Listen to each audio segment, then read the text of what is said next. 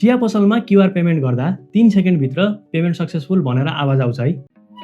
100 रुपैयाँ प्राप्त भयो। त्यो 3 सेकेन्डभित्र इन्टरनेटमा एक्चुअली के प्रोसेस हुन्छ त? फर्स्ट अफ अल क्युआर कोडमा कुनै पनि जादु हुँदैन, न त यसमा पैसा हुन्छ। यो एउटा सिम्पल टेक्स्ट डाटा हो जसमा मर्चेन्टको आइडी र ब्याङ्क डिटेल्स हुन्छ।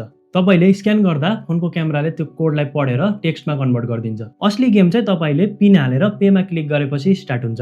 तपाईको wallet, eSewa, PhonePe, mobile banking या जेबाट गर्नुहुन्छ त्यसले पेमेन्ट गेटवेलाई एउटा सेक्युर एपीआई रिक्वेस्ट पठाउँछ। यसले के हुन्छ त? गेटवेले मिलिसेकेन्ड भित्र तपाईको ब्याङ्क या वालेटको डाटाबेस चेक गर्छ, ब्यालेन्स छ कि छैन। यदि ब्यालेन्स छ भने तपाईको एकाउन्टबाट पैसा डिडक्ट गर्छ र मर्चेन्टको लेजरमा अपडेट गरिदिन्छ।